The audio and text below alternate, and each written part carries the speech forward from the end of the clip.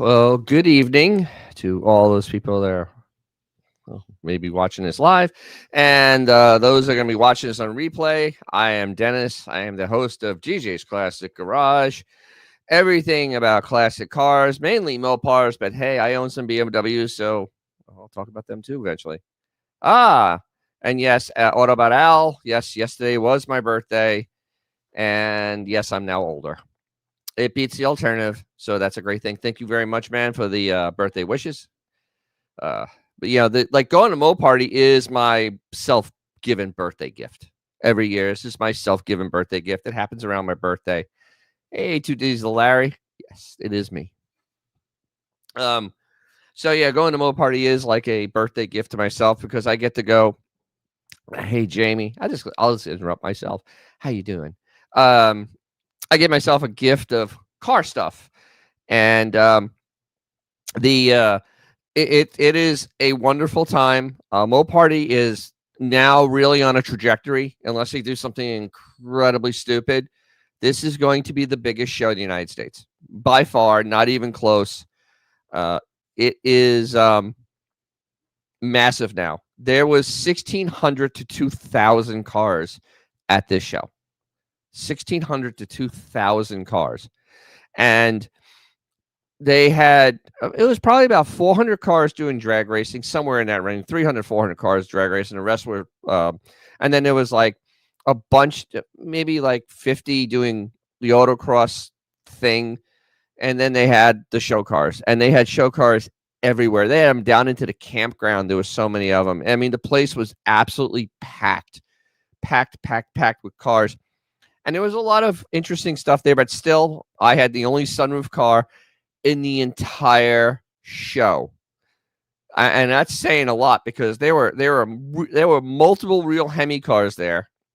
And it was Superbirds there. I think there was a Daytona. There were a bunch of AR Cudas and TA Challengers. But my God, I had the only sunroof car there, and I'm drag racing. I wasn't even in the car show. And it was a long week. I did stop in Tennessee, see my friend, and hung out in the mountains where it was actually 54 degrees the first day I was there in the morning, and I was as happy as humanly possible because I left Florida when it was 95. So 54 was like heaven. I'm walking around in shorts and a T-shirt going, my God, this is great. But of course, then I get the Mo Party, and it's 91 every day. It was 60 in the morning, so driving to the show, it was not so bad. Yes, I made some extra cash. Autobot Al. Yes, I was running some shine. Yes, because you have to, like the like the good old boys, like the Duke boys there, with my Charger. But the thing is, this is if you're a Mopar person, this is a show you really need to sit and actually go to. I mean, this is the show to go to because the city of Bowling Green is a car city, 100% a car city. This place honestly is set up for cars, by cars, with cars. The Corvette factory is there. People don't drive like sociopaths there. They drive fairly normal. You don't feel like your old car is going to get hit just if you're driving it someplace. And that's what I did. I parked the truck and trailer, and I drove the car all around Bowling Green. And I drove it to the track. I drove it home to the hotel, drove it out to dinner. It was really, it's really a great experience. And you honestly, and they have Fords and Chevys. Honestly, if you have a car that can go to one of those things they have at Beach Bend and Bowling Green, go. It is a phenomenal place to go. I feel like I should be getting paid by the Bowling Green Department of Tourism since I sing the praises of that city like nobody's business. But it really is a wonderful thing. The only thing is the drive to the place utterly sucks. I will show that in a second. In fact, I will show that now. This is what you see for hours. I mean, once you get off like 75, which is a horrible, horrible ride, especially through Atlanta. and then you just see this nothingness. So here we go. 2 Diesel Larry, was everything good with your trailer? The trailer was phenomenal. 2 Diesel Larry, phenomenal.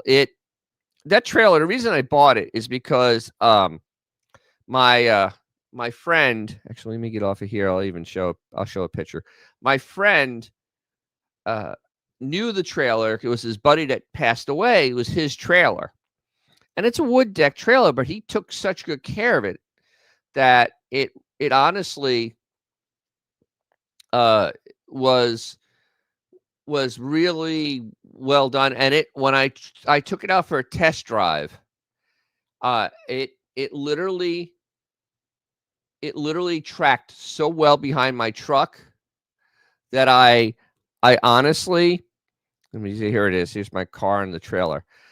It just flowed behind the whole thing. I do use load bars because it's good to stabilize it, just because when you go by tractor trailers, or there was actually a really wicked crosswind all through Georgia, it keeps it more stable. It just makes it follow in line. But we used the winch to winch the car onto the trailer. I used the winch to get the car off the trailer. I was so, and especially when I came home, it was pouring rain. And if you've never unloaded a car off a trailer in the rain, driving it off, it sucks because the ramps are metal. No matter how much you make them, have grip, the deck is wood. That's also becomes kind of. I mean, when it gets wet, it's sealed. There's water sitting on it, and it's hard to see, and it really just is a sucky experience. So I just winched it down, and it rolled right down a little angle to the middle of the street, and then I drove it over and parked it. But everything worked great. All that lighting really helped. I have in the back here, I have little lights that shine on the road. So at night, when I was on the really dark I-75, I could see the lines. So I can keep the car perfectly steady, because I can't see any of these lights on the trailer except these right here. This is the only lights I can see, the little ones up front. The rest are covered by the spares. So that was kind of sucky. That was that. So yeah, the trailer was absolutely wonderful. And the truck was actually really good. And I think I have bad gas in Florida, because my fuel economy was horrifically bad when I filled up here, and I filled up on the way back, and it was bad. But I filled up at Buc-ee's, and my fuel economy was wonderful. It's getting almost 15 towing. And I'm like, and then I got 13 when I used other gas, and it was just really weird. I mean, it dropped that much. I mean, it's a gas engine, so I don't have all the extra expense of having a diesel. But this trailer has 2 rear brakes on it, so there's brakes on each set of wheels. So there's four drums in the back, and that helped down the 7% grade. That made all the difference in the world, because you could just pop the trailer brakes every once in a while as you have the car. I think it has the truck using the engine braking, because the turbo you can. It helped going down those hills immensely. Kept it very stable. And I love having extra lighting on here, because I have lights up in the front here that I can see underneath in the dark. I have lights here that act as backup lights, so I can see behind the trailer at night. They also flip up and they go underneath the car to be able to do it. Now I got to do some welding. There's going to be some videos of me welding, because I need to move.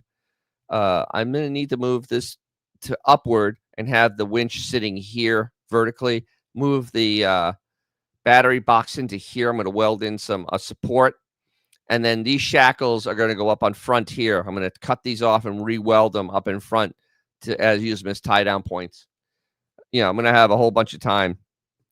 Nolan, this is a mid-sized car. It's only 206 inches long. This is a mid-sized car. Looks good. The mass is before the axle. Very stiff. Yeah, that's why I bought it. It's an 18-foot trailer. I need an 18-foot trailer for my car. It's just one of those things. And with old cars, 70% of the weight is in front of this door. I mean, it literally 70% of the weight is up here. There's some weight back here, but most of it's up here. And it just sits perfectly on there. I've never heard it called spicy mustard yellow, but sure, We'll roll with that. That's more exciting than the real name, which is Gold.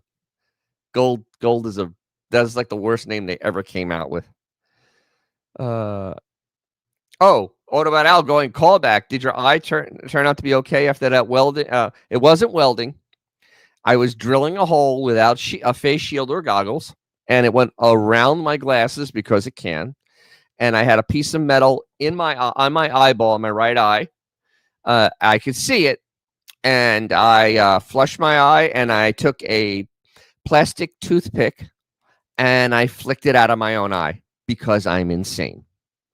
I literally did that while I was working on this trail. I was drilling a hole for one of the lights in the back.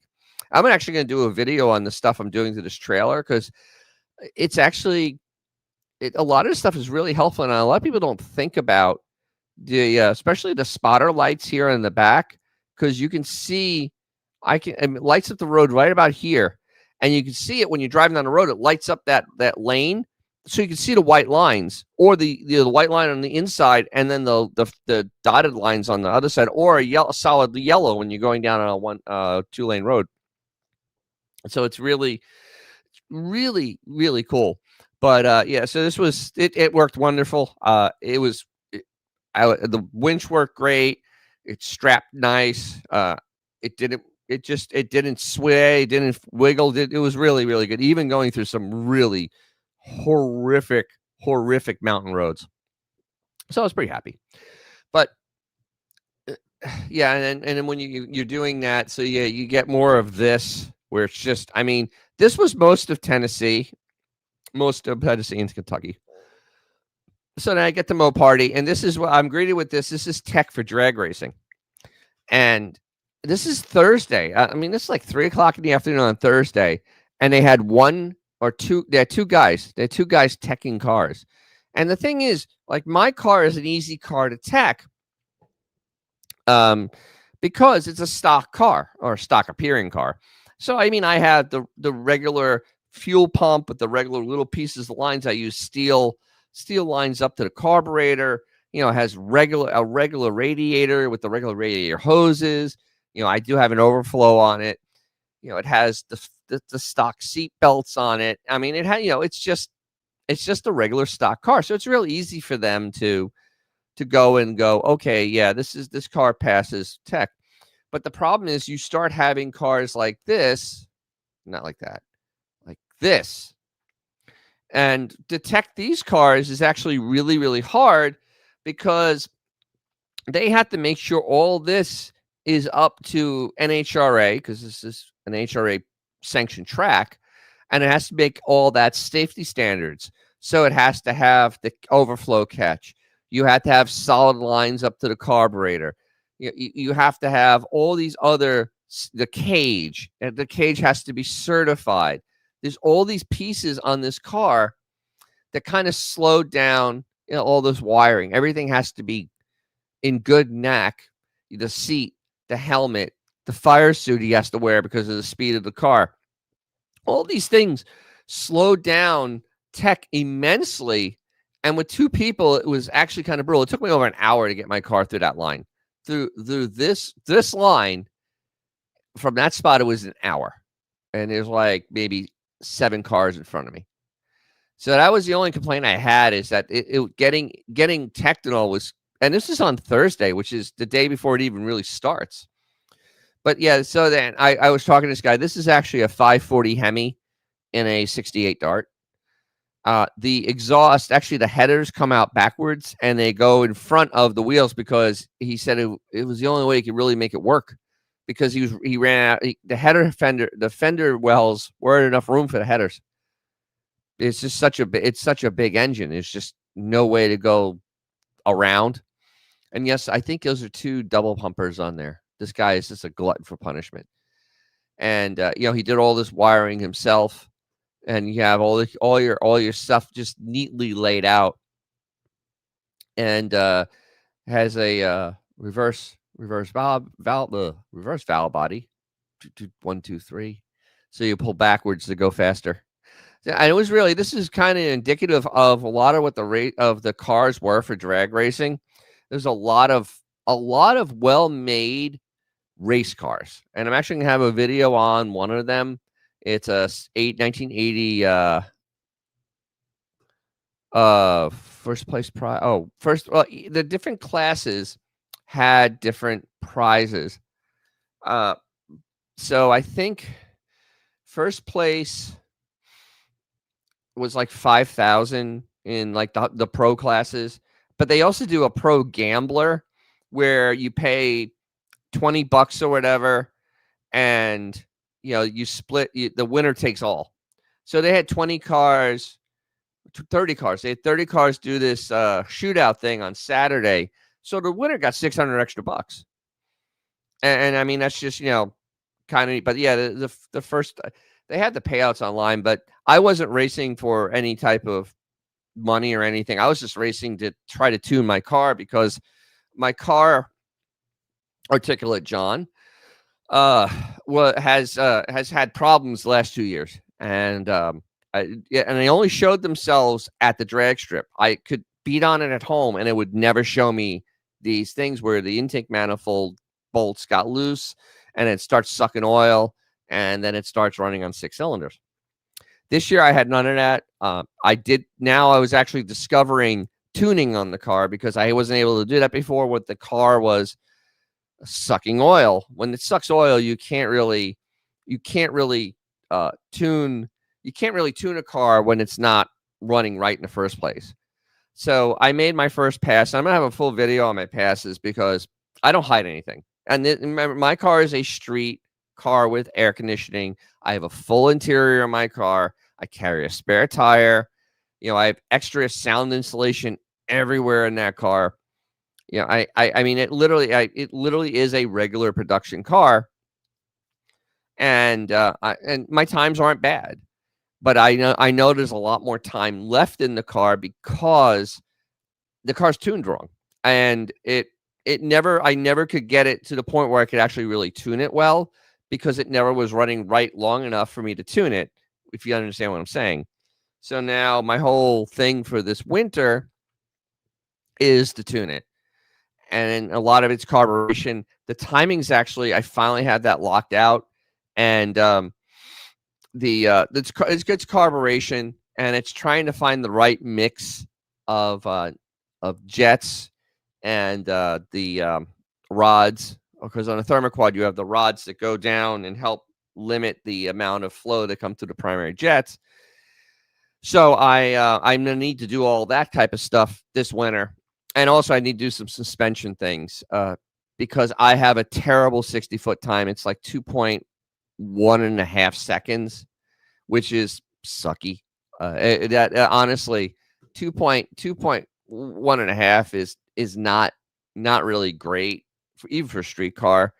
And every 10th at the 60 foot is 4/10 at the other end.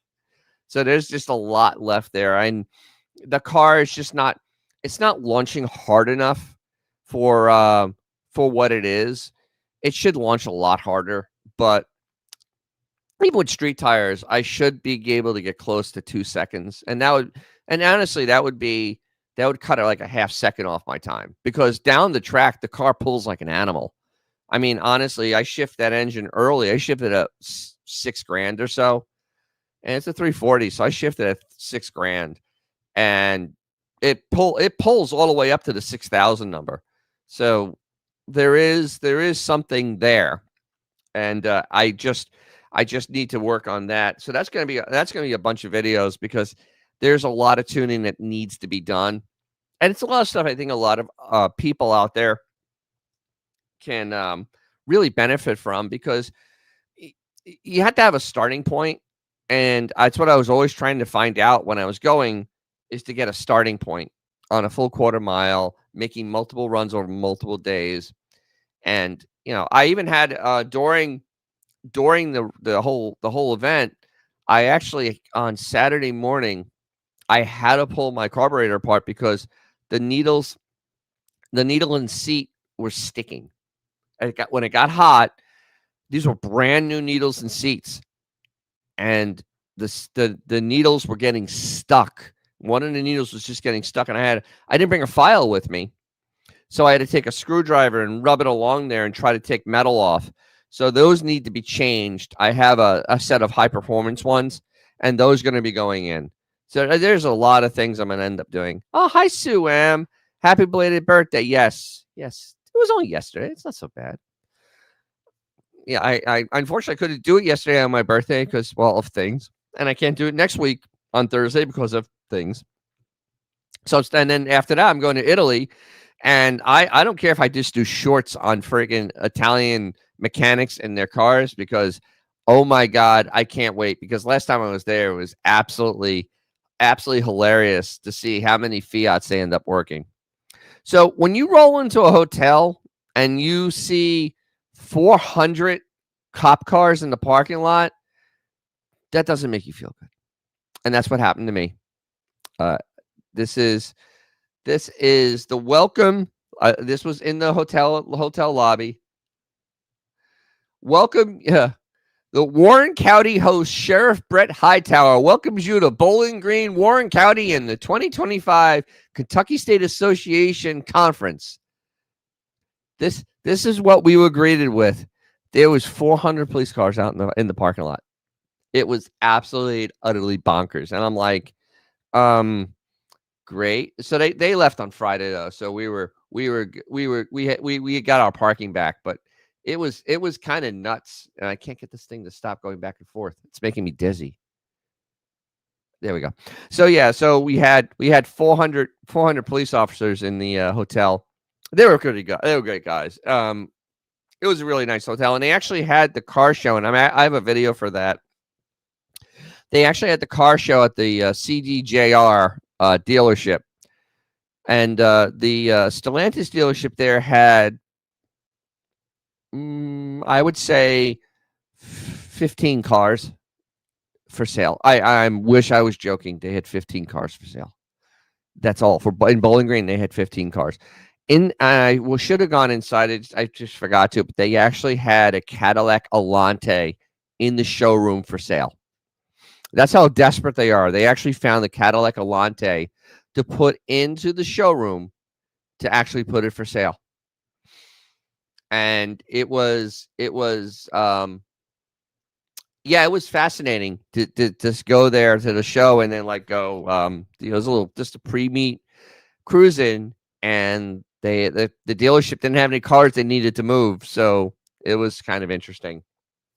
The other thing is I did a short on the first day we were there on Friday, and a lot of people are watching it because Stellantis didn't bring any of the 6-pack chargers. They didn't bring any of the EV chargers. They brought 3-year-old Hellcats to do the ride-alongs, and I just didn't have time to do. I didn't have time to get in and do a ride-along, but they literally had 3-year-old cars doing the ride-along. There were no new start chargers there. There were new electric appliances. There was nothing. Stellantis brought nothing to the second largest car show for Chryslers in the United States. They brought nothing. They did the ride along, and they think that was good enough. Why? So I ask why? Well, because they what can I say? They ended up I don't know, maybe the new car isn't reliable. Maybe the new car, they don't have enough of them. I don't know. I could not find out. They just were not there. And honestly, you have a captive audience that likes your products. There were plenty. I'll even show you this. There were, like, look, in the pits, you had this type of stuff in the pits. If I can click, you had like all these Hellcats and stuff there. There was also, it's right here. No, here. Yeah, this guy. This is brand new a couple of years ago, but it's one of the last call jailbreaks, and you had these people, and these people who drop real money on their modern Stellantis product, And I mean, they obviously had the money to buy these cars and drag race them. These are not cheap cars to drag race. I mean, they're like 60 grand and up. Like this car here, this Jailbreak, if I can get back to it, this Jailbreak was probably close to $100,000, if not more. And the guy is drag racing it. And he's utterly just thrashing this car. This is your market, and they brought nothing. They literally brought nothing. And it was like, do you guys understand marketing? So all that crap out there about them talking about how they're talking about bringing back performance and, oh, we got SRT, and there's all these channels rambling on about SRT. There's a few of them just, oh my God, it's actually kind of nauseating. High performance, that. Well, no, I didn't see any of those guys at this show. And if they were at this show, they should be asking a lot of questions once they find out that why did Stellantis not bring any of the new product that anybody would even give a crap about? I mean, seriously, that is literally. I'll give Mr. Dangles, the Biavins would drive their car. Yes, they would. D2 Diesel Larry, that's some FU money. Yeah, there's some people with. I mean, there was a guy that was next to me. He had a 2024 Hellcat Charger that they turbocharged. Twin turbo on a brand new Hellcat Charger. They were, and I mean, you talk about FU money. I mean, I'm like going, they spent more probably on that entire, turbo system than I probably spent on my engine. And I'm just like, wow. And of course, at the end of the day, the vacuum line for the turbo popped off, and they got 30 pounds of boost into a supercharged engine. So, and the spark plugs look like when you blow a candle out, that's how the spark plugs looked. They were toast. There was nothing left. And it actually picked the intake manifold up. So this engine is destroyed. So that's FU money. When you can destroy a brand new Hellcat engine, and it was like, okay, and they just rolled it in a trailer. I mean, you're talking like 30 grand with everything they're going to have to. It's like 30. And no, I don't know if you're going to have any type of warranty saying you blew it up. Oh, I was out driving. I had my aftermarket turbos on here and it let go. I have a hard time thinking that's going to actually have that. Oh, no, Mr. Dangles had a bit to drink. That's kind of scary. Sue M, I take Dangles as a bourbon drinker. So do I, because I'm a bourbon drinker. Not drinking that tonight because I have to be able to operate everything. But yeah. Only the Screed would destroy a Hellcat engine. Dear Lord Dangles. So yeah, but he blew this engine up pretty much. I mean, if you pop the intake manifold off an engine, chances are it's done. And they did that. So I mean, there are plenty of people that had this level of car drag racing. They put drag radials on them, and honestly, but Stellantis not coming and marketing to these people, mind-numbing. Actually, considerably mind-numbing that they didn't do it. The only thing new I saw was a new Hemi e-torque Ram. They were using it as a shuttle. That was the only thing I saw that was relatively new. There was nothing. They had none of the Durangos on display. They had none of the Chargers. None even the pickup trucks. They didn't have any of that on display. And you have this captive audience that there's still people out there that think this is the same company, and they'll keep buying the product. And they had nothing to market it to them. And I was actually kind of flabbergasted when I did, and that's why I did the short, because I'm like, I was expecting to at least see the Hellcat. I didn't want to bother riding in the Hellcats, but it wasn't really because I've ridden them before. Like, I know how fast they are. Now, if it was the 6-packs, I would have taken time out of my day and gone and rode in those 6-packs to see, how the food stamp B58 would go. But I didn't get the chance because it didn't exist. And I'm really confused at the the thought process where you have a show that's this big and it features performance, drag racing. It isn't just people sitting in a field next to their cars, people drag racing their cars and beating on them. And this was like a whole, captive market for 3 days. For 3 days, you could have had captive market. In fact, the dealership that had the little car show on Thursday night, it makes it 3.5 days. You could have had an area rep from Stellantis have one of the new 6-packs there for everybody to touch. I mean, seriously. Or one of the EVs there for everyone to touch. They didn't have any of that there. There was none of this product was there at this second largest Mopar show in the United States. I am absolutely befuddled by the decision making on Stellantis. It really doesn't. It makes no sense at all. You have it's just you have a captive audience, and you didn't bring anything for that captive audience to actually look at. I find that kind of that's just really terrible. And so, all these other channels that talk about, the SRT and stuff, I'm like, you guys should have come to this show because they didn't show up. And that's not a good thing when you're trying to, all you're pushing at this point is performance. And you came to the place where there was performance people and you didn't bring anything that they can buy. I find that that's piss poor, actually. That's piss poor business. That's what it really comes down to. It really, because, it may be a little bit different, but like the 24 hours Rolex, every manufacturer races in that, except Stellantis. But they race in it. But they'll have in the midway the cars that they sell for the people to see. Like Ford will have, they would run into GT40s, but they would have all sorts of Mustangs for people to touch and feel and sit in. Porsche would have their Porsches. Aston Martin would have Astons. Everybody brought their product to this race for people to touch and feel because now you have an experience. The same thing could have happened with this, and I just it's just weird. Yeah, Sue M.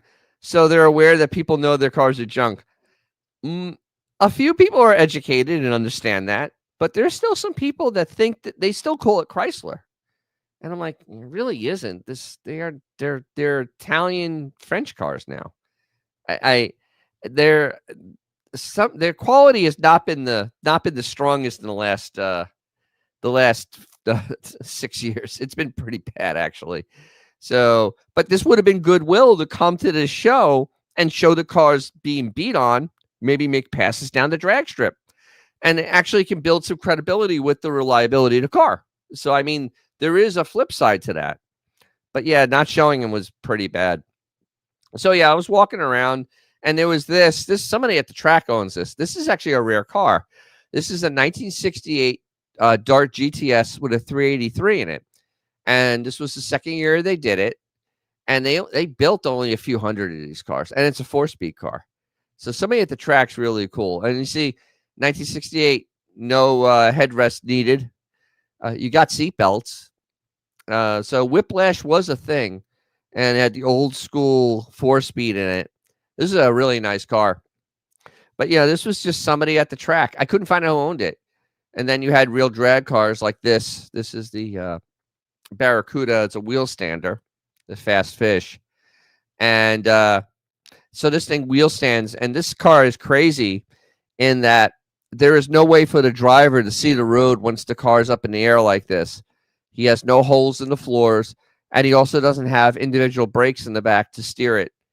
He's just basically going on, I'm aimed straight. I'm sending it. I couldn't even watch it because it actually made me, I was like, I don't really know if I want to watch this because that's just crazy. I saw the Little Red Express. Little Red Express? No, Bill Maverick. I saw Bill Maverick do his wheel standard, but Maverick had a way to steer it and you could see through the floorboards. So, and then I'm doing a video on this. This is inside the Survivor tent. They had a tent of Survivor cars. Survivor car is something that's never been changed. It's never been repainted. Sue M.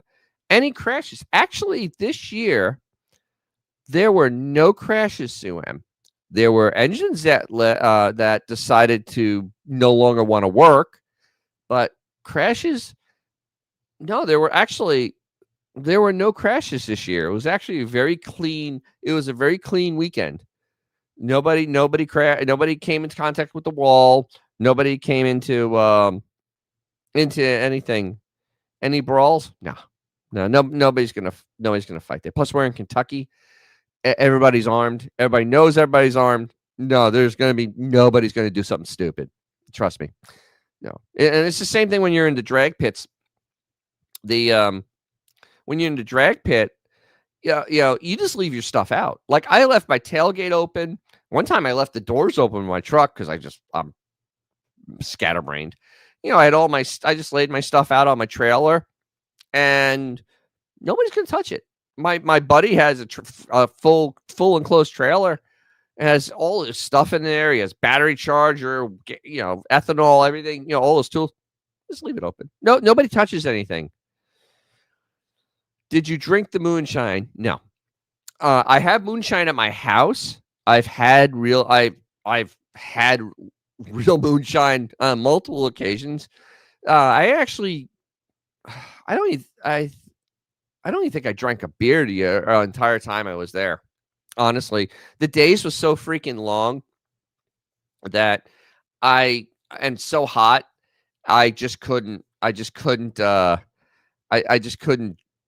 even think about drinking like liquor or anything, because it was 90. I mean, it was dry, but it was like sitting in the oven. And every day I look at my face going, ooh, got a little more color. This is getting crazy. Yeah. Mr. Dangles wants some moonshine. Yeah, I bet you do. Wow, you're supposed to drink beer on a long hot day. Well, the only thing is, when you're drag racing, they kind of now frown upon that.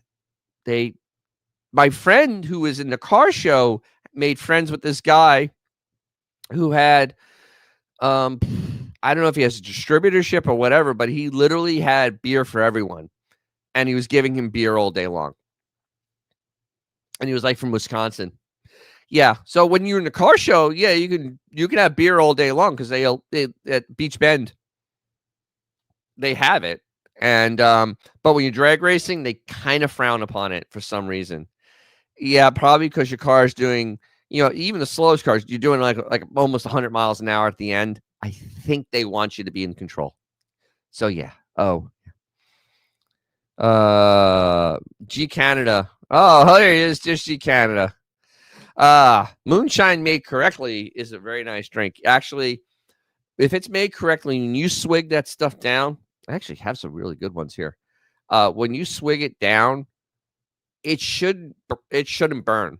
Even at way over 100 proof, it shouldn't burn. It'll feel warm, but it shouldn't burn, because that's how you know it's done well. I go all the crap out of it. I've had some really good, and you don't pour it into a glass. You drink it straight out of it. You drink it straight out of the jar. That's absolutely how you drink. That's how you drink moonshine. They'll look at you like twice, like cross-eyed, if you drink it like out of a glass. That's weird. Oh, but since you're here, G Canada, I'm going to show you. Somebody did something great. Let's see. How thick was the diesel exhaust when the trucks were racing? It was pretty thick. I kept on missing the start, so I didn't get any video of it. But you could, I would go run over to the fence, and you could, they were huffing. Huffing hard, and they were fast. They were running. One of the trucks ran like 11s. With a 24 valve. This thing's crazy. Yeah. Oh, see, exactly. G Canada says, like I said, made correctly, it's the best moonshine I ever had. Was made by an old Italian guy at home. It was, I think that's grappa. I have a guy down here at the Italian club. He makes grappa. It's 120 proof, and it goes down easy, but you just drank it. So, but for G Canada, I saw this in the pits, and I thought of you. So somebody had this 86 Thunderbird. I'm going to do a little short on it. It's an 86 Thunderbird that they improved immensely. Actually, see, they put a Mopar crate motor in it, so now the car runs in the nines with the Mopar crate motor in it. Yeah, it still has power windows though, and he actually likes the thing is the car has a really great aero. So when he's doing 140 at the other end of the track, the car's as stable as it can be. It's absolutely amazing. But yeah, there were a few Fords that got improvements at this show. There was a couple of Mustangs that had improvements.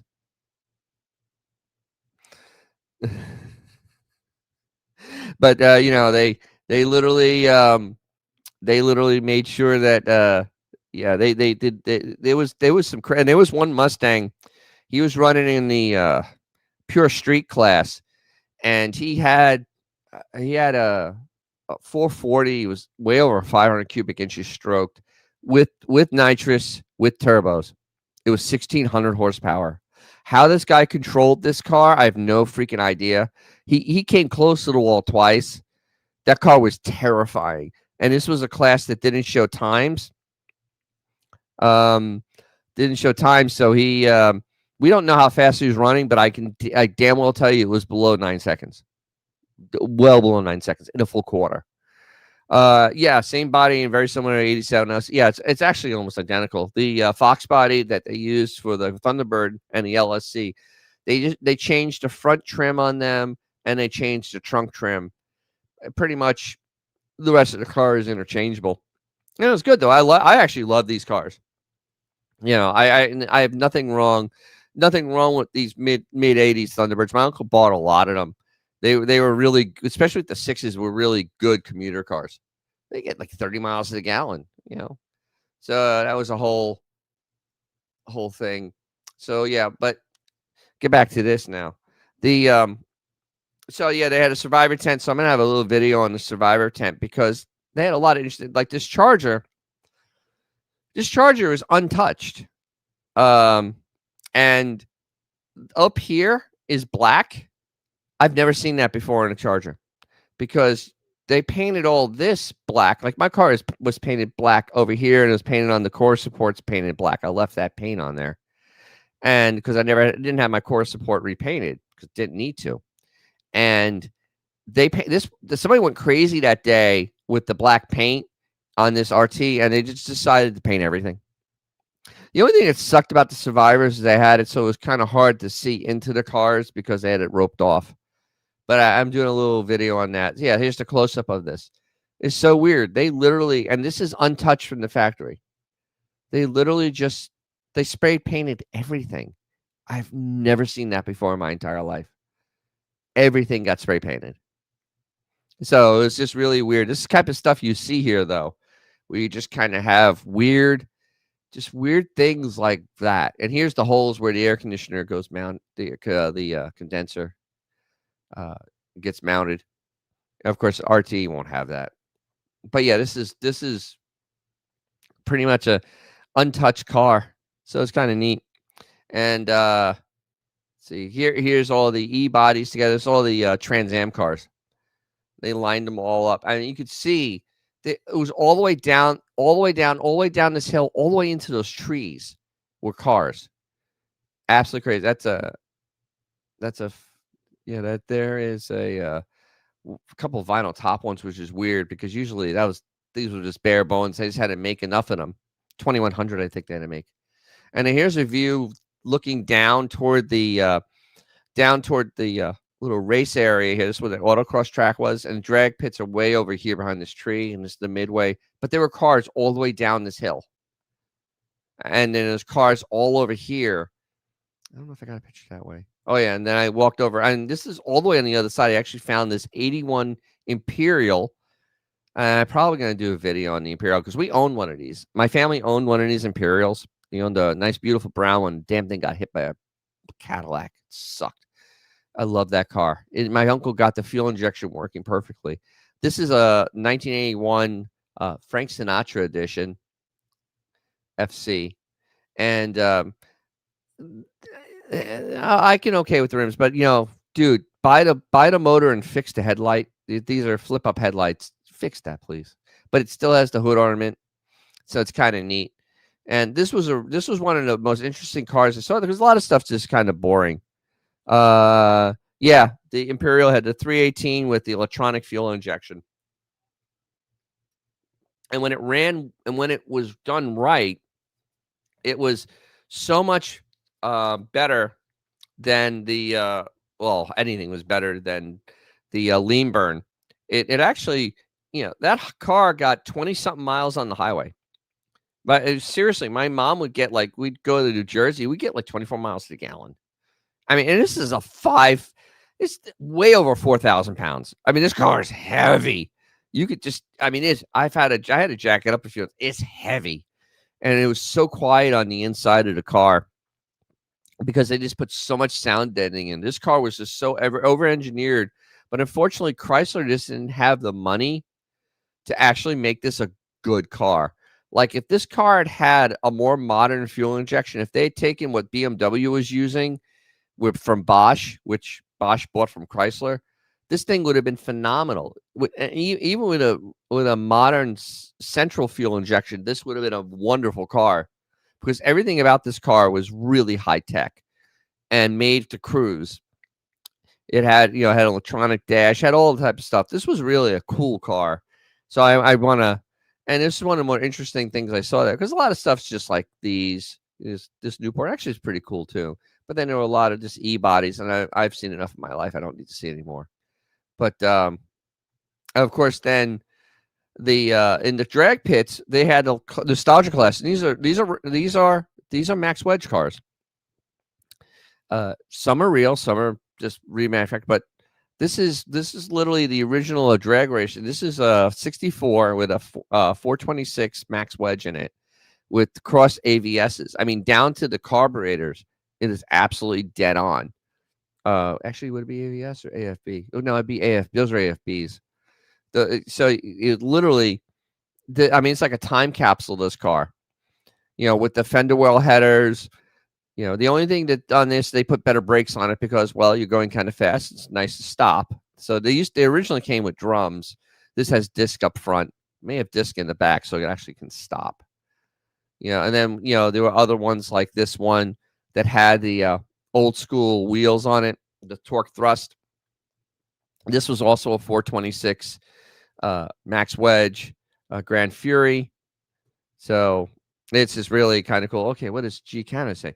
So it would have been on the same platform as Chrysler Fifth Avenue. My parents' friend towed a good-sized trailer with the Fifth Avenue. It was a gutless, but no squat in the rear. Actually, no. The Imperial was on the L body, while the Fifth Avenue was the M body. No, I'm sorry, the J body. The Imperial was the J body, and that's shared with the Cordoba and the Murata. And the Imperial was the bigger of the three cars. The four-door cars were the M body, which were basically modified F bodies. And an F body is basically a Volare or Aspen. I mean, that's the famous ones. Those are F bodies. And the difference with those cars is the torsion bars are sideways in an M body. They don't go front to back. They go across in the front, all in that whole front area to give more room under the car and actually make it more tunable. So that was the difference. So yeah, that Chrysler Fifth Avenue is an M body. And that's a shame though, because that car, once again, that Fifth Avenue, by the time that car was out, like 80, I think 84, 85, everybody else had fuel injection. Everyone else had fuel injection except for Chrysler. If that car had had fuel injection on the 318, it would have not been gutless. It would have actually been a pretty good engine. It probably could have had 230, 240 net horsepower. Seriously, 318 easily could have got that type of horsepower with all the modern stuff they were doing to it. But unfortunately, they didn't do it, and they were gutless wonders. It was a shame because Iococca didn't want to spend any money on the rear wheel drive cars. And that's also going to be a future video because Iacocca really did so much damage to Chrysler. It's not funny. He really did. He did so much damage to the company that they actually forced him out in 92. Font of knowledge, Dennis. You were correct about it all. I just looked it up. The fifth end was comfortable and whisper quiet, nice. Yeah, that was the thing. The way they built that suspension, even in the Volares rode incredibly well. I mean, that was such a nice riding car. I remember as a kid, it rode so nice. You know, you didn't have, it was very quiet, it still had the twitchy steering wheel. I remember that. I always imitated that when I had I had a little steering wheel set up, and I would always be moving it because that's all I always saw, like my mom or my dad, when they were driving it, they always had it correct because it's Chrysler power steering. But the actual ride in that car was very pleasant. It was a very, very nice ride car. You know, Chrysler had very nice riding cars, except they had no money to make good engines. You know what I mean? Or good engine choices. So they didn't put like good fuel injection. And with Iacocca there, they weren't going to spend the money to make a new V8 and then put fuel injection on it, which they really should have. Chrysler, they would have been a completely different world if Chrysler had actually gone and said they made money with the K cars and then just walked away from them in 83 because the world was changing and built real cars again. But because Lee Iacocca and his ego, they couldn't. And so then that's why you ended up not having, you know, where is it? This car get past 83, to only do a 3-year run, because Iacocca wouldn't put the money in research to make this actually a decent car.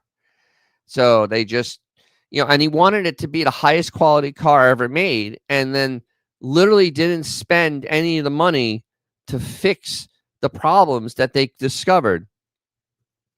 This is terrible. Oh, here we go. Mark 63. Hey, hello, welcome. My last Mopar was a 71 Charger Super B 383 Hemi Orange. Big mistake selling it. Absolutely, because those Super Bs are super rare. The 71 Super B is super rare. I mean, especially if you had the right color. You had a Hemi Orange one. I mean, that's a rare car. Actually, do I have the? Ooh, what am I doing here? I'm zooming in. Actually, let me see if I can find it as we go through pictures with me. No, that's my buddy. No, that's no. I don't have it here. Darn. But I actually parked next to a 71 Super B. It was blue, 383, 4-speed. And you know, that car really, they didn't sell that well because it became part of the Charger line, and it really kind of didn't make any sense because you could just buy you could buy a Charger RT now for a little bit more money, or you can buy an SE with the 383 in it, you know, and have a nicer interior for only a few $100s more, or you can get a regular Charger. And I don't think you get a regular Charger, but you get a Charger 500 with the 383 in it. So it's just kind of like the car. They really, when they went and made the B body line streamlined, they really screwed up with that car because they got rid of the 2-door Coronet, and so they basically got rid of the low line car. And I did a whole video on it. I don't know if you watched it, on like the 71 to 74 Chargers. And honestly, everything Chrysler did was wrong when they did those cars. I mean, they really screwed up by just getting rid of the low end Coronet basic car and making the Charger the low end basic car, which really didn't work well. And the sales show it. The sales were always not, the sales were never great compared to the other cars in the class, and especially the low end other cars in the class. They just couldn't. You know, like Fords were all cheaper cars, like the Torino, like most of them were cheaper, and they outsold the Charger all day long. And then you had the Montego, which was the nicer car, and that still outsold the Charger.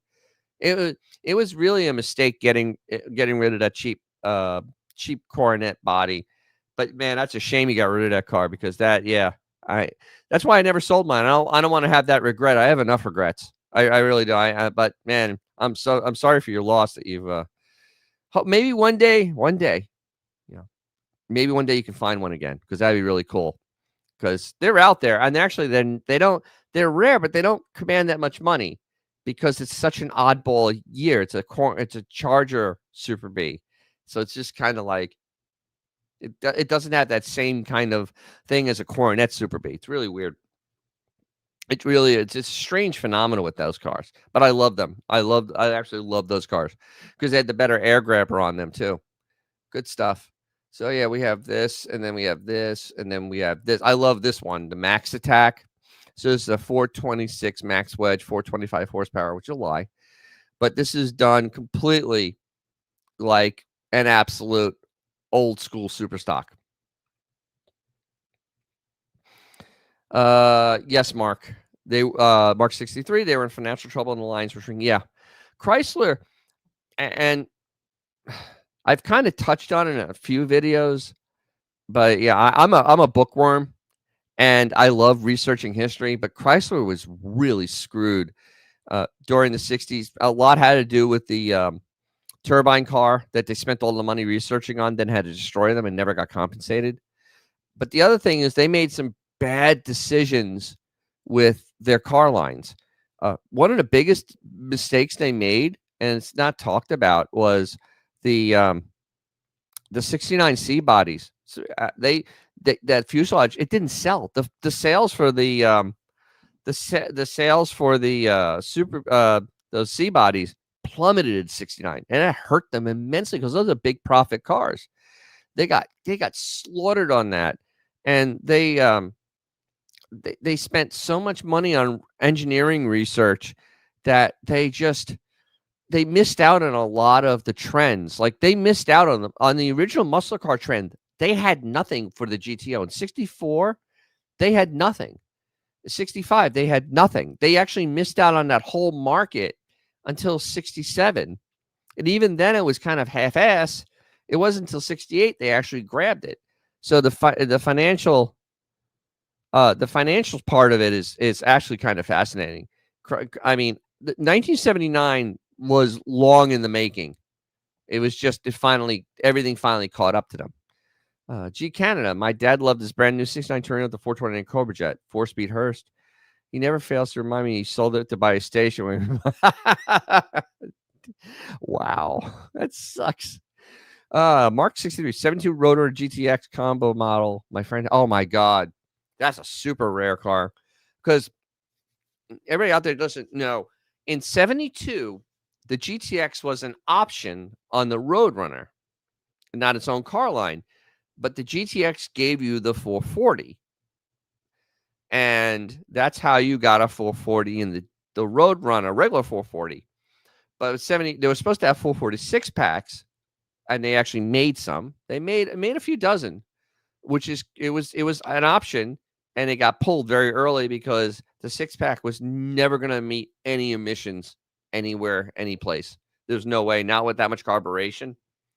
But there are a few examples floating out there. But the GTX was an option on the Roadrunner. You got a better interior, and you got the 440 instead of the 400 or the 340.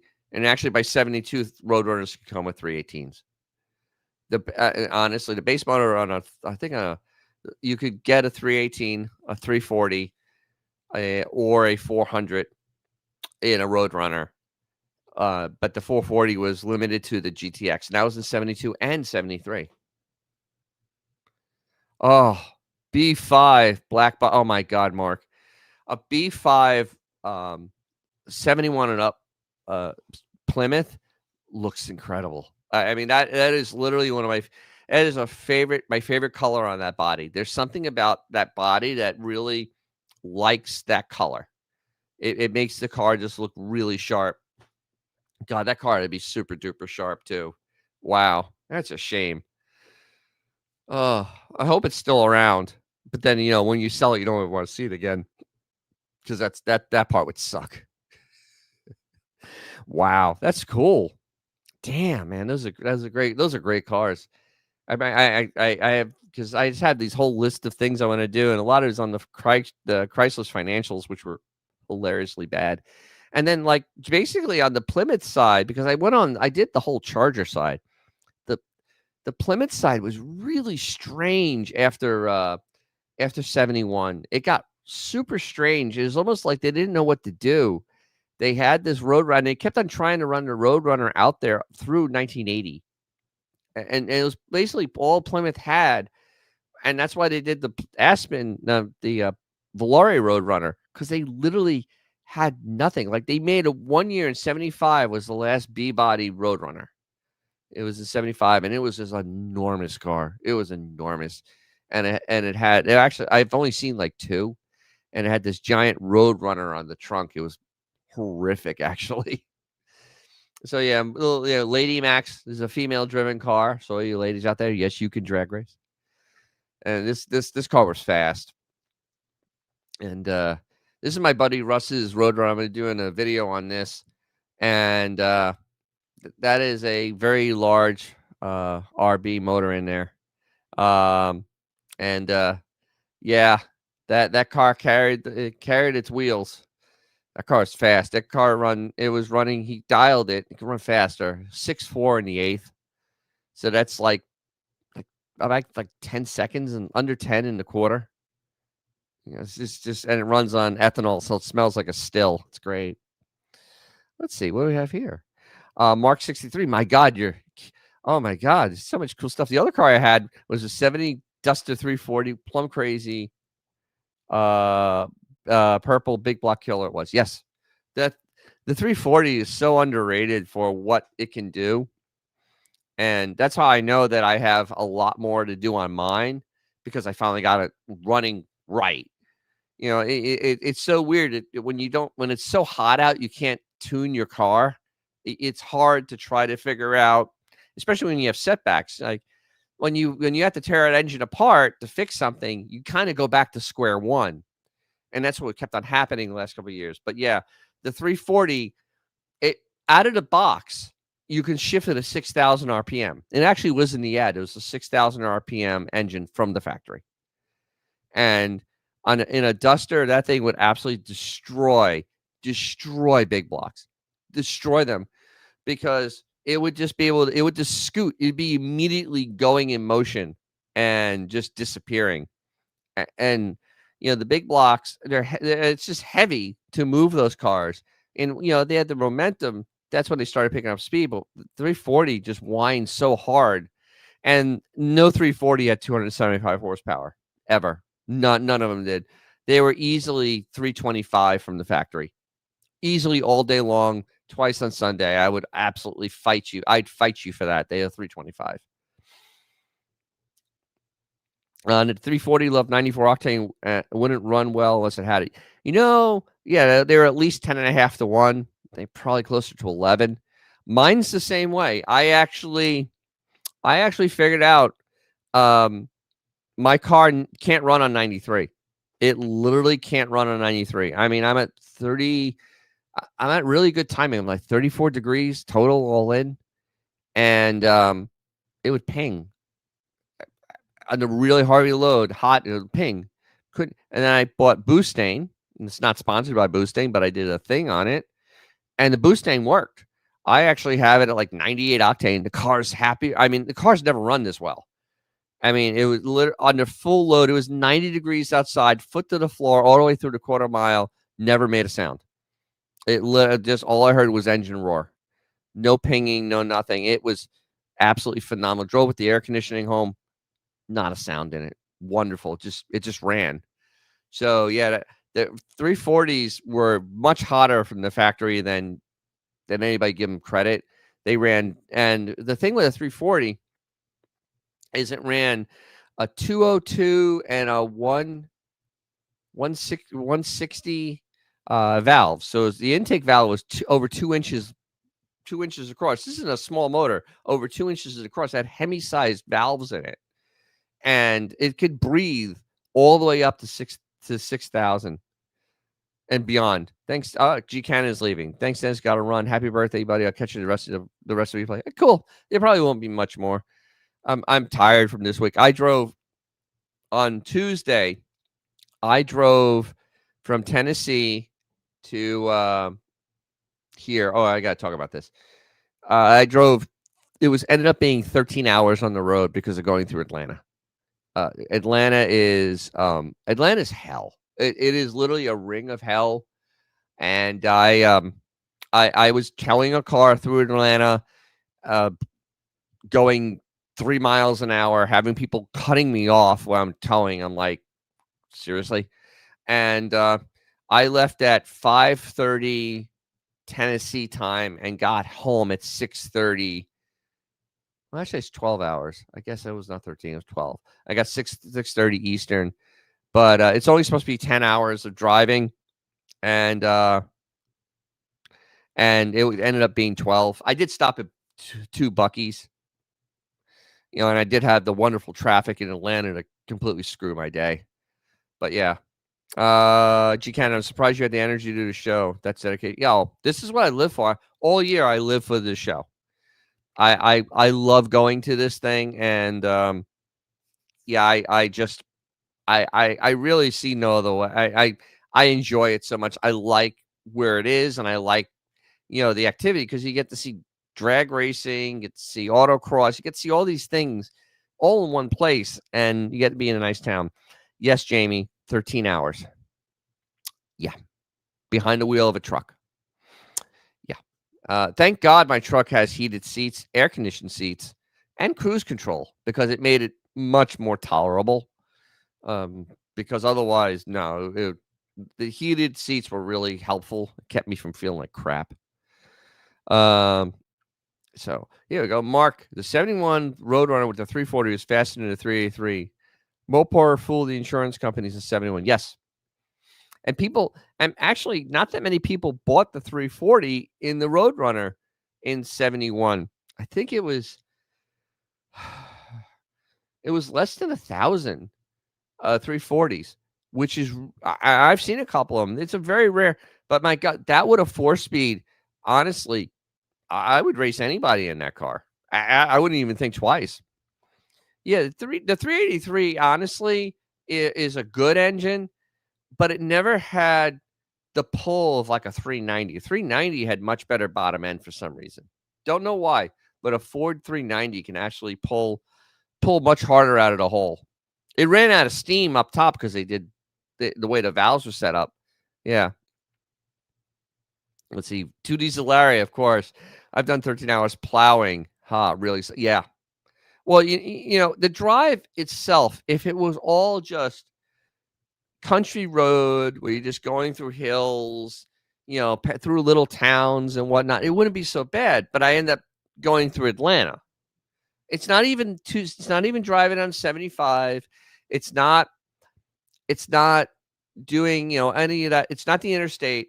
It's literally Atlanta, which takes up and through to Macon. It takes up like 3 hours, at least 3 hours of the trip. G. Canada, you're crazy. I used to do a Toronto to Orlando every year straight through. That's nuts. That's certifiable, dude. That is certifiable. No. The farthest I ever driven, I did 14 hours once. I went to Virginia from Tampa. And I literally couldn't walk when I got out of the car. So, I mean, but I remember I'm towing. So I have a car. I have an extra 25 feet behind me that I'm watching other people, trying to avoid other people hitting. So that makes it really, that ends up making it a little more tiring. Now I understand why with truckers, it's on such a smaller scale, but why they try to make them rest, and I can understand it because, dear God, your depth perception starts getting a little crappy after about 10. You start really second guessing, and that's only 20 something feet behind the truck. I couldn't imagine like 40 feet behind the truck, because now that's a whole different mind game for me. So yeah, we're almost done. Oh, so here, this is what can happen when you drag race. So let me kind of zoom in on this. My friend's buddy. This was a Duster. And this is a stroked stroked 400, I believe. And number 4 Rod decided it was tired of the party and went out on its own.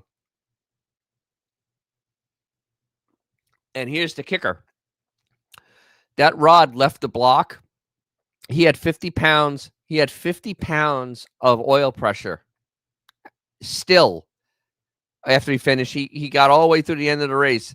And at the end, he still had 50 PSI of oil pressure. And there was no oil in the radiator and no coolant in the oil. It literally was literally a clean ejection straight through the oil pan. What probably happened is the rod fatigued at the it probably fatigued at the bolts. He's not going to take it apart for months, so I'll find out later. It probably fatigued at where at the crank, and kind of came, and then somehow or the other it snapped itself without destroying everything, like without swinging the piston around. It's so weird. Literally, it was just the rod that ejected out, not the piston, not anything else, and it had oil pressure, which usually when you have true catastrophic, the oil pressure goes to zero because, well, there's nothing holding it together anymore. So more than likely, the bearing and stuff is still on the bottom of this. It probably wasn't a bearing failure. It was probably something else that failed. It was kind of weird. So it just ejected itself out through the oil pan. Which, if it's not too bad, you can reuse. You can just weld that up. It's fine. It'll be fine. You'll be fine. You can put a little plexiglass on there and have a little sight glass to see how high your oil is, right? Isn't that great? So yeah, so that was like, oh, that really sucked. But it actually one of the weirder things I've ever seen. I've seen where engines come completely apart, but I've never seen just a single rod decide to just go on its own. And the other thing is, during this trip, my car at 50, how old is it now? 53 years old, turned 121,000 miles. Look at that. I have 121,000 miles on the car in 53 years. So there's that. And yeah, but it was and this is just me driving, I think, to the track. It was in the morning. It was like on Sunday morning. There was nobody on the road. So he was like, yeah, oh, well, look at that. Click. Like I had to get a picture of that because it was like, wow, it hasn't seen that mileage in a very long time. So, yeah, the only other thing for this trip is I lost a set of keys to the car, and and they're somewhere around Beach Bend. Maybe somebody picked them up, and yep, I'm gonna put out a few videos because I really want these keys back, and there's a reward for them and everything. So I'll have that coming out because that was the only downside that happened all weekend. Everything else has been great. Gee, Canada. Jesus, what is wrong with you, dude? I only stop for gas. That's it. To take a leak or grab a burger. I used to leave at 2 p.m. and get to Orlando between 9 and 10 in the morning. 1,240 miles door to door, 18 or so hours. Dude. That's psychotic. That's like my aunt. And you did this by yourself? That is utterly crazy. I mean, my aunt and uncle used to drive from New York to Florida, and they'd make a roast beef, and they had a van. And what they would do is they'd make sandwiches along the way. They wouldn't even stop for food. They'd only stop for gas or go to the bathroom. Literally, that's crazy. I mean, I can never ever do that type of no. And now, especially now, this pushed me. I was miserable on Wednesday. The 12 hours towing was just way too much for me. I was dead. So, I was just like, no, that's enough. But so it was a very good show. I had a pretty much a good week.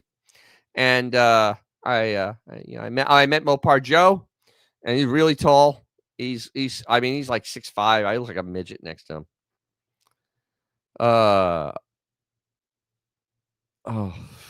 that's the way to do it. Drive it all the way. Yeah. Let's see. Let's see. Oh my goodness.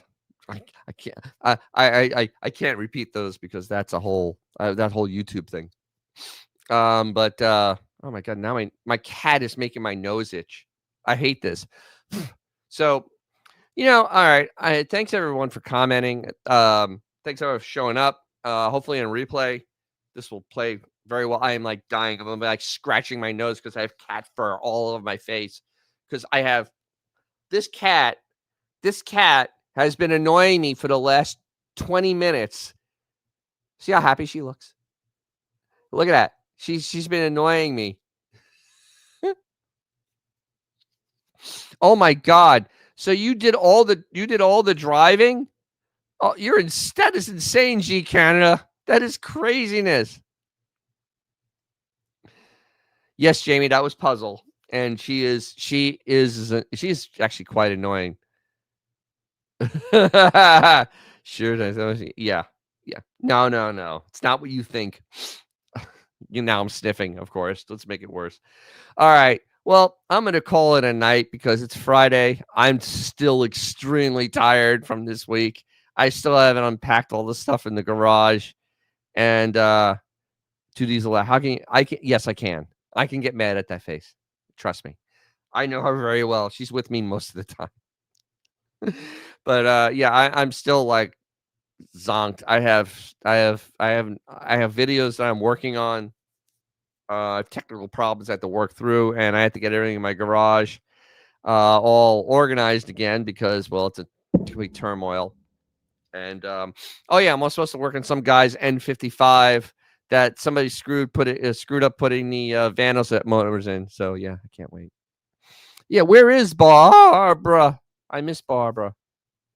Yes, everybody hit the like button. If you haven't subscribed, subscribe. Watch my videos, man. I try to put fun, entertaining stuff out there. I put infotainment on there. That's what I build. I build infotainment. Oh, hi, Ed Rooney. Do you want me to start the show over? I can start the show if you want. How you doing? It's really good to see you, man. I'm kind of winding it up at this point. I've gone through the whole Mo Party experience. It was insane. There was 2,000 cars. I drag raced, didn't break anything. Now know where I need to start on tuning my cars. That's okay, man. Hey, you got to make a living somehow. That's cool. That's fine, man. It's okay. You can always watch the replay. Thanks for showing up. I really do appreciate that. You see, you get to see all your friends too. But yeah, so I mean, I'm gonna have a bunch of videos just related to Mo Party for the next couple of weeks, and in 2 weeks, I'm going to be in Italy. I may or may not do a short from there. Probably will, just because. And I will, do this again Friday night because I have an engagement Thursday, and we'll go from there. But yeah, so there'll be stuff on my channel. I'll try to do lives. And I really appreciate everybody that subscribed to me. Now I'm up to almost 2,200. I had people coming up to me at Mo Party saying how much they like my stuff, and I was so happy with that. I mean, I actually get taken aback, and it's just it's still hard. It's still kind of, when you put a face to a username, it's actually very weird, and I'm trying to be better about not getting just kind of like caught off guard. So I'm trying to work hard on that. But I do love it, and I had people subscribing to my channel right there while I was talking to me. I was so, oh my god, this cat is killing me. So yeah, but Mo Party is probably, I'm more than likely going to go do it next year. I mean, as much as I want to go to Woodward, now going with this as being such a big show now, that I and it gives me so much more content, and it's so much in my wheelhouse that, yeah, I mean, Carlisle maybe, depends how everything goes.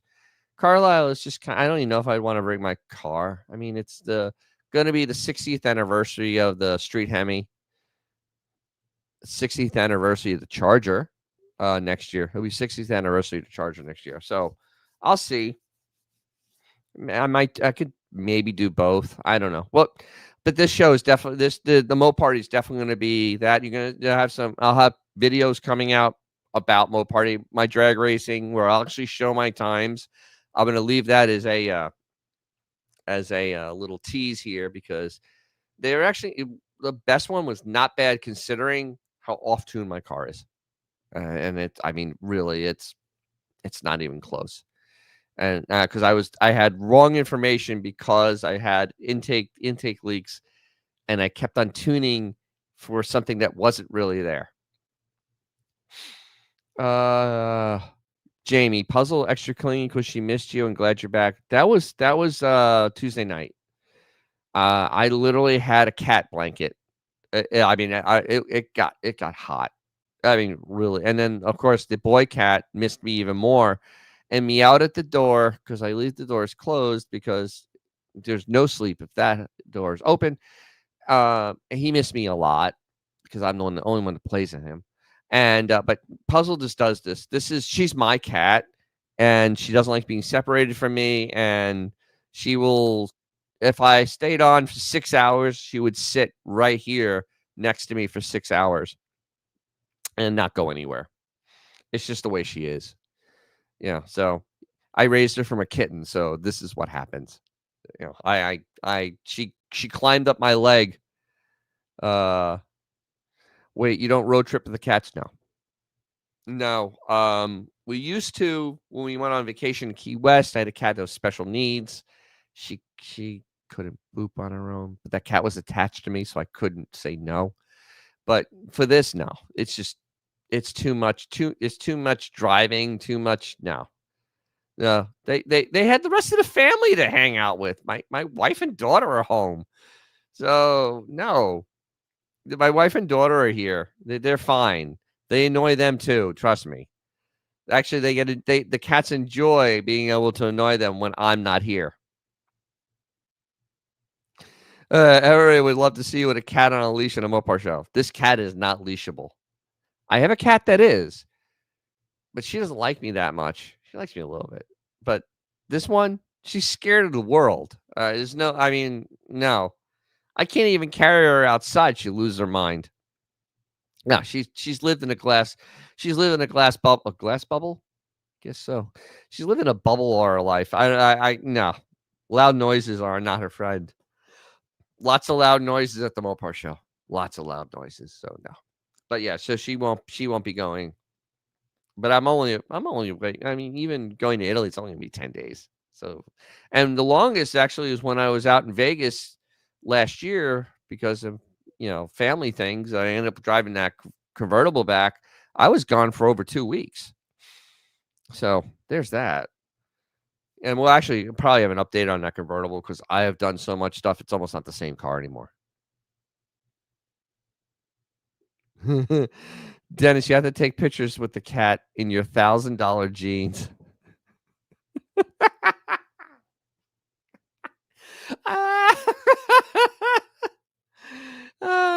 That's funny. Yeah, I don't own it. My suits don't even cost $1,000.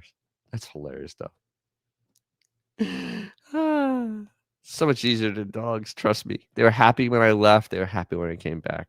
No problems. No behavioral issues. It's fine. All right.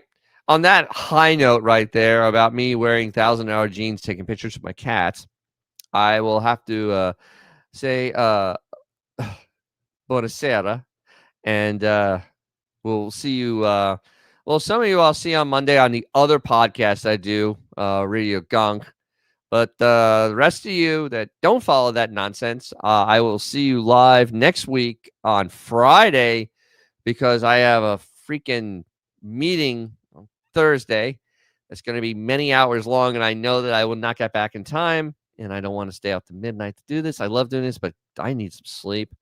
And then we'll have a 2-week hiatus as I enjoy world traveling.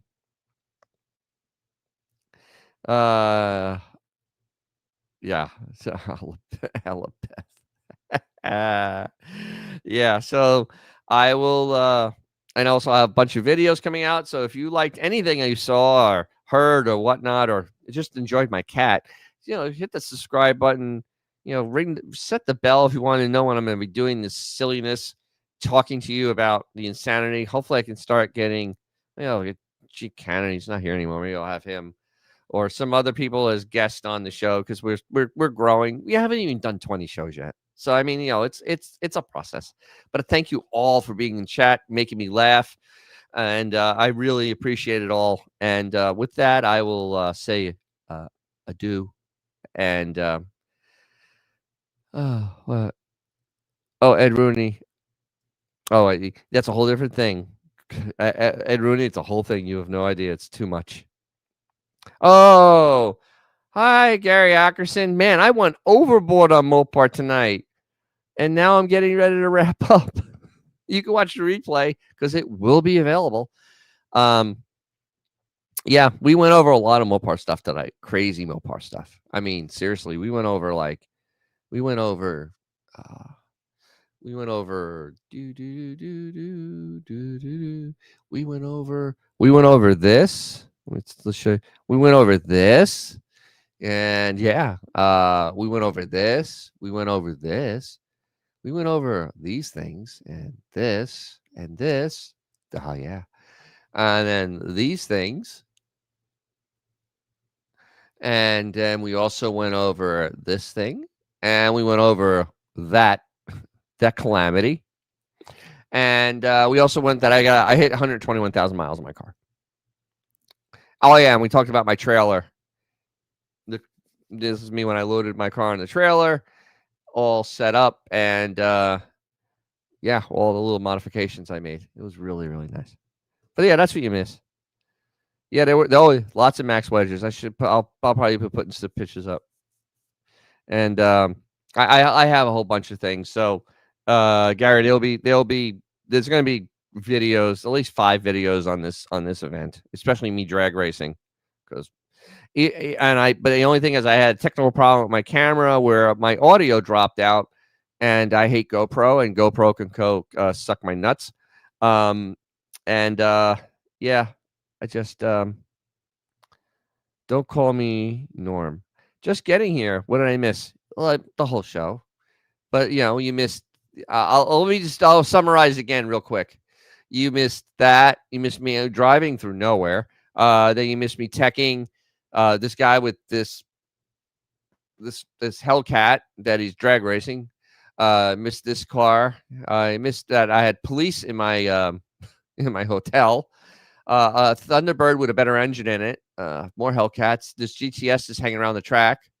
This fish that was doing wheel stands, survivors, e-bodies, lots of cars, an Imperial, the Ram Chargers, all max wedges, my friend's car, somebody losing a rod through their block, and me hitting 121,000 miles. Dennis, you need to get some Meta AI glasses to record. No, I have the equipment to do it. He said that they have a thing on them. It's a media mod because their microphones suck in GoPros. They suck. I mean, they're horrible. And this media mod stopped working without me knowing. I didn't know it was not recording sound because it was getting static and the things were moving, but it didn't record any sound. And I'm already jumping down GoPro's throat on this because I have all this video. I need to re-edit stuff because this thing didn't work. Absolutely horrible. Yep, Ram Chargers. Yep, and they ran fast. Really fast, actually. They were down around 10. I don't know how to make them faster, but they did. So, yeah, all right. Well, the replay will be up almost immediately because, well, there's really nothing to edit out of this. And if I'm sorry if you're late. The replay is going to be there. We did have fun. It was awesome. And, as always, if you have something cool or something fun to drive, take it out. you'll make someone's day. And this happened to me a lot on this trip. It really did. Even at Buc-ee's, the thing on the trailer, I made someone's day, and it was my own. So, did they pass post inspection, Gary Erickson? Yes, they did. Actually, there was no controversy, as they say in England, at all at this drag racing. There was absolutely nothing weird happened. Everybody passed tech. So on that bombshell, I'm gonna finally say goodnight. Say goodnight, Gracie. Goodnight, Gracie. Oops. And I had to end the stream first. If you liked what you saw, like, subscribe. If you didn't, thank you for watching to this point. And as always, if you have a cool car or something fun to drive, take it out. You'll make someone's day, probably your own.